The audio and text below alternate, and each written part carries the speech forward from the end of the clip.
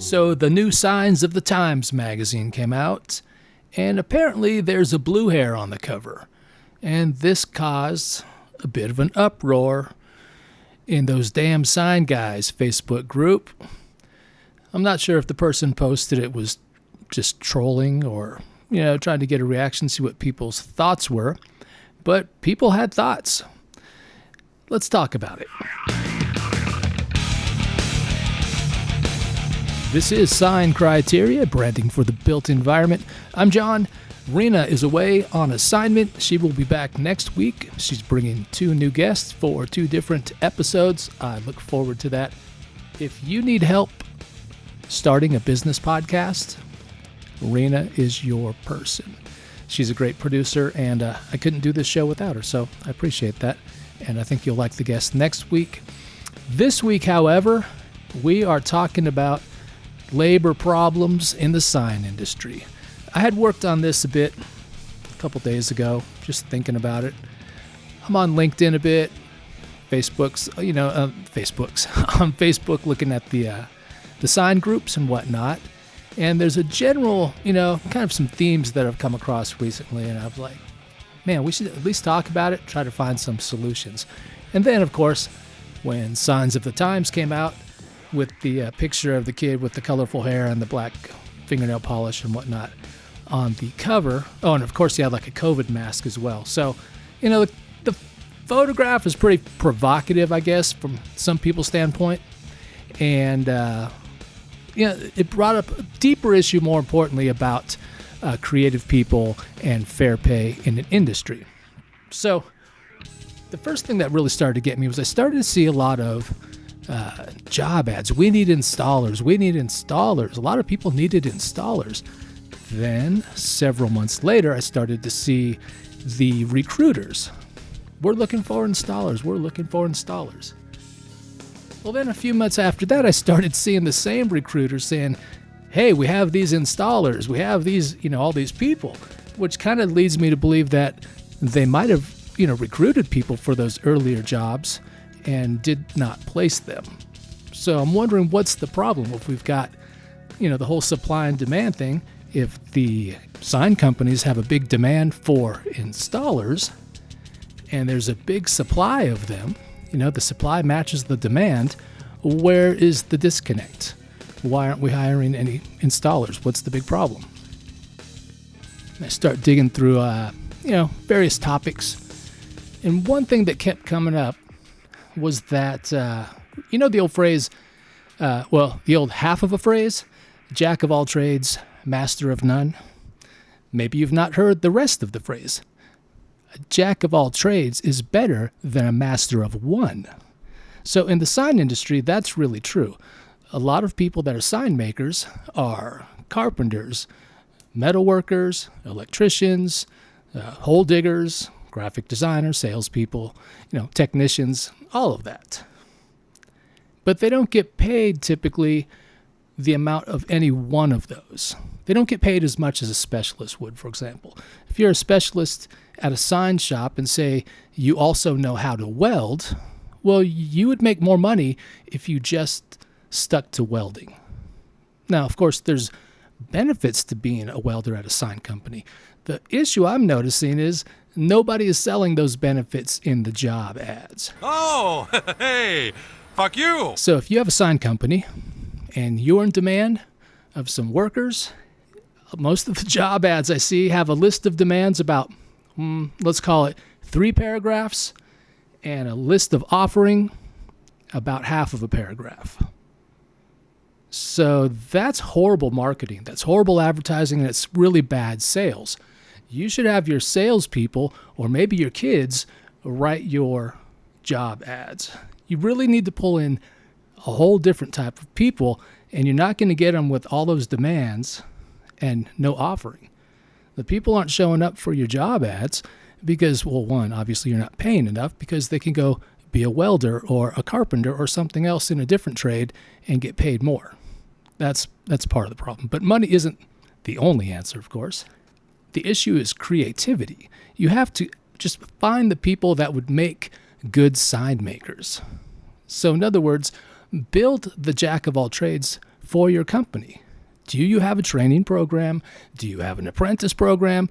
Do you have SOPs? Do you have standard operating procedures for each of the tasks that you might hire someone for? And have you looked at those? Have you analyzed those? Because you might find that it is better to bring in somebody that doesn't know anything and just has a great attitude and some, mechanical aptitude, and teach them thing by thing. Base their pay on each module that they learn, and then they won't leave if you pay them fairly. But because the sign industry historically has not done that, historically pays as little as possible, well, we're losing people. We train the trades for the other trades, basically. You come in, we'll teach you how to do woodwork. We'll teach you how to do plastic and metal. We'll teach you how to do sales and design. And then guess what? Other companies find out, oh, you know enough about that? Cool. We'll teach you the rest of whatever it is, design, high-end carpentry, electricians, and things like that. So yeah, we train them to go other places because we don't pay them enough to stay. And that causes turnover, constant turnover. You wonder why the sign industry has such a bad rap for being flaky. It's because of the turnover. It's because every time the customer calls, once a year, twice a year for something to be done, they're getting a new salesperson. They're getting a new project manager on the phone. Everything's new. Everything's different except the top executives who they don't talk to anyway. The turnover causes problems. It's inconsistent. Things become dysfunctional, and things are just different. It's not a pleasant experience for the customer. So that's the problem with sign industry having the turnover. You think, oh, what's the big deal? Well, that's the big deal. We're tired of being seen as flaky. And on top of high turnover, now we have the aging workforce. All the old dudes, they're retiring. They're going out. And all the youngsters, 20-year-olds, where are they? I have 3 sons. One of them is a sign maker. So, okay, I think I'm maybe doing my part to perpetuate the sign industry. But that said, there aren't that many sign makers that are able to do all of the things that need to be done. So you'd think sign makers are even in higher demand. So you should even raise the rates even higher. Why are you not doing that? Okay, well, let's figure it out. I think I know. Having worked in all levels of a sign company and owning one or two, some people are making too much money. The salespeople. Do you even need salespeople? I would argue not. Having been a sign salesperson and a designer and a fabricator and an installer, salespeople make too much money. If you've got people in project management and engineering and on the shop floor that are barely making ends meet because of where you live or whatever you're paying, but you got salesmen driving around in the biggest giant trucks, pulling the largest offshore boats and the hugest RVs and all that, just rubbing it in everyone's faces. We all know how little work salespeople do. Oh, it's the relationships. You know what? AI could take over that relationship. I guarantee AI can mimic your salesperson's voice, his tone, write all of his letters, all of that stuff right now. Right now. You could put AI of your best salesperson in a bot. When the calls come in, hey, what's up? It's Steve. How you doing? Good to talk to you. Oh, let me forward you. Salespeople just make too much money. They make too much of a cut anyway. That should be spread out. Also, graphic designers. I'm a graphic designer. I love design. But clearly, people are starting to send in their AI design. Well, and to some point, I'm like, all right, cool. If you like it, I'm happy. I'm a sign designer. I just want to make sure their design fits into the signage. So AI is cool with me. But if designers out there think that they're going to make the pretty part, no, AI is making the pretty part. So therefore, design costs come down. I would pay the project managers more, pay the welders more, pay the installers more, pay the salespeople less, and designers probably get screwed already enough. So let's call designers even. Executive salaries, I can't get into that. Everybody makes whatever. Can't fight City Hall on that one.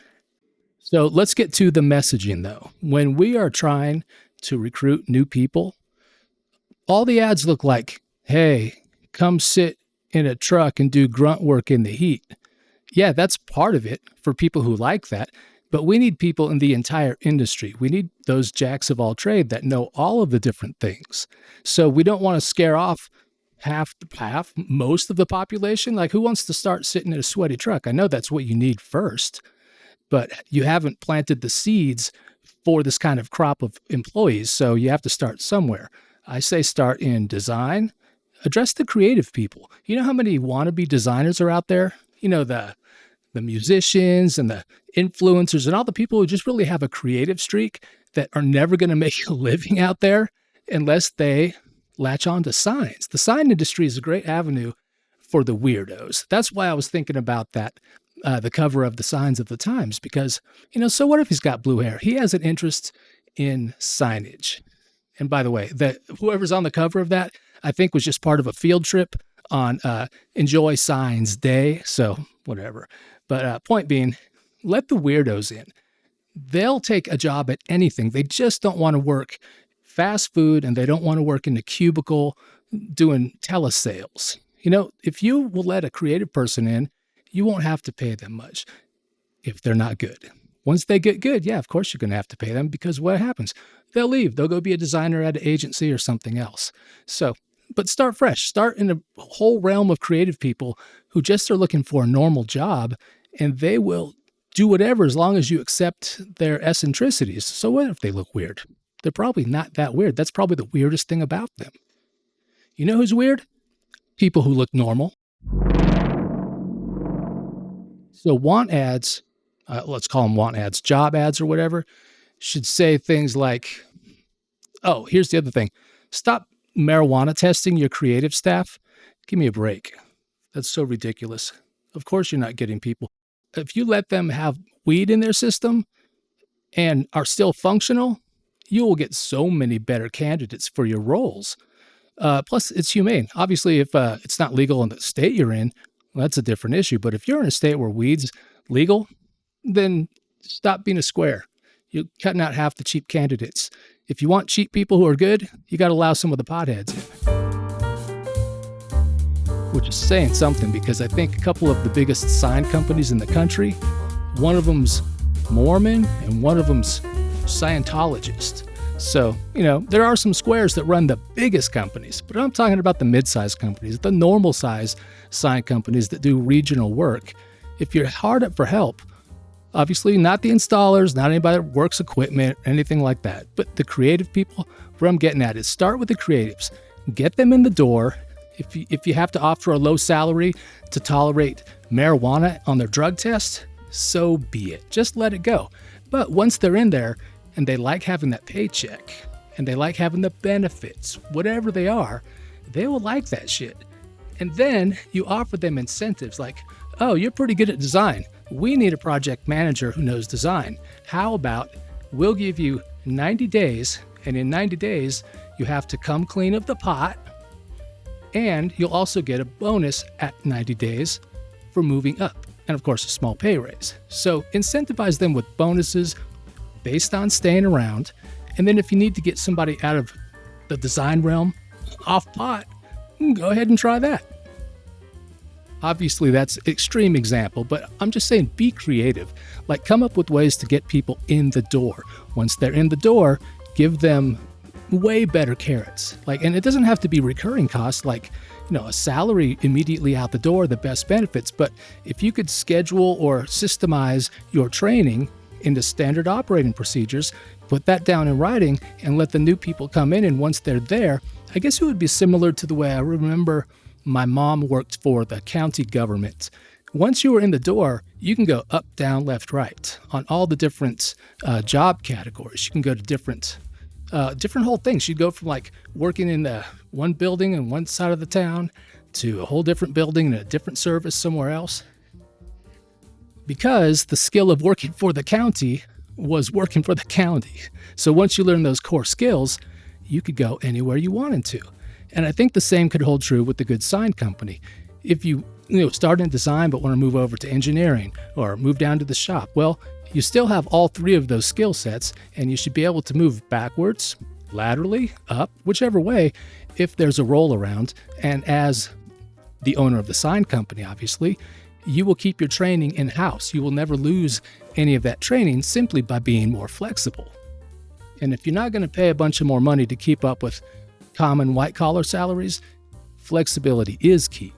So not just with kind of a modular training and bonuses and those type of things, you also have to be flexible with things like work from home. I get it. It's way easier when people are all in the office. A lot of creative people can't be in an office 40 hours a week. It's just too much. It's overwhelming. They can't do their best work when they're around all that other kind of busyness. So I'm not saying full remote is necessary, but definitely hybrid. Like why? And when I say hybrid work too, part remote, part in office, make sure the in-office is not an arbitrary day and time. Make sure the in-office is for a specific activity. Like Tuesdays is always sales meeting day. Tuesday is the day you go to the office for a sales meeting. Don't say, oh, you come into the office on Tuesday when the sales meeting's on Thursday or something. Make sure hybrid work lines up with the activity that person should be engaged with in person.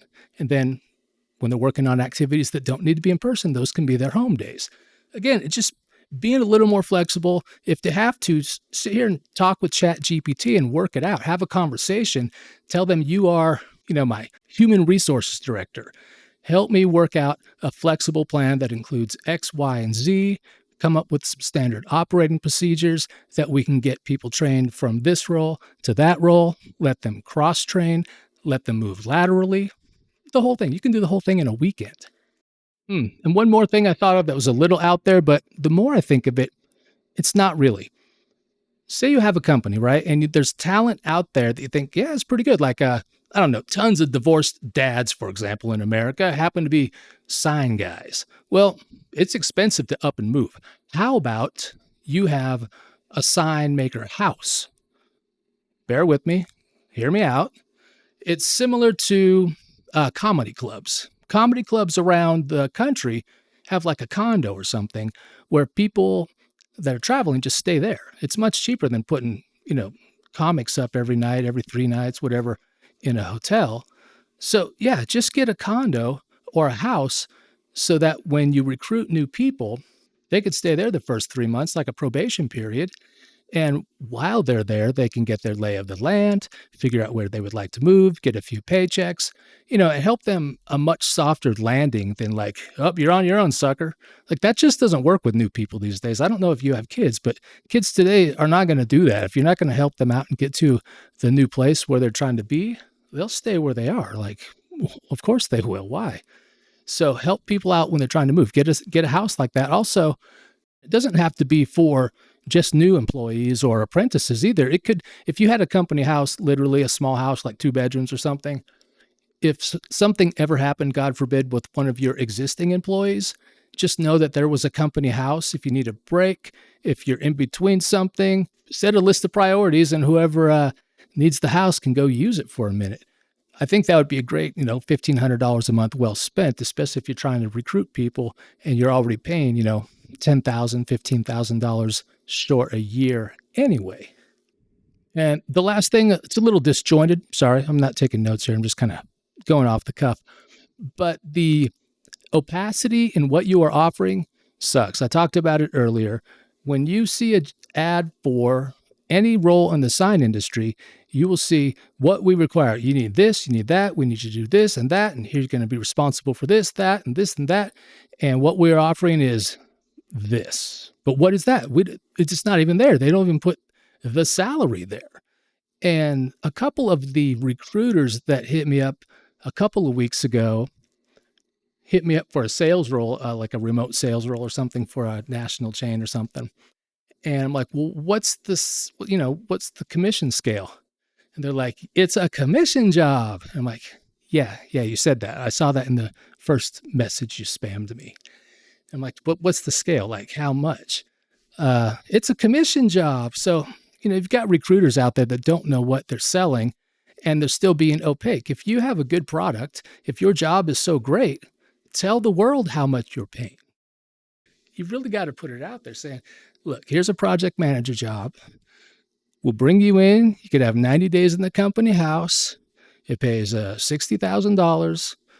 You'll get this, that, and the other, dental, medical, blah. Just put it all out there. I swear to God, you'll get like 300 qualified candidates because you've laid it all out there. You're being transparent and you're being fair. So yeah, obviously I just wanted to rant about this today. Not because it matters personally to me. It matters because I see it in the industry I work in. And it drives me crazy the frequency at which I've been seeing it lately. So yeah, let's recap. There's a shortage of installers across the country. Sign makers, as jacks of all trade, get paid less. There's a high turnover after training because other singular industries, like a singular welder, makes more. So we're training for other industries. We're getting older without replacing new sign makers behind us. And all of this churn is causing us to appear flaky for like the past 100 years. I think we're falling short in recruiting. We're putting all the demands up without putting any of the highlights, the benefits, Like I was that rock and roll kid. I wanted to be Kiss when I was a kid, right? And now, well, somewhere around 18 or so, I was thinking, oh yeah, that works. Signs work. So you could take somebody who's a creative and make them a sign person. And what especially allured me was that it blended artistry, technology, creativity, and all of that in a public way. So it fed my ego, it allowed me personal expression, all while working with my hands and outdoors and with people and moving around all day. So none of those are really conveyed effectively in any of the job ads I've seen. If you're saying, look, have an adventure, you like, what's a good way to say this? Something like for the outside world, right?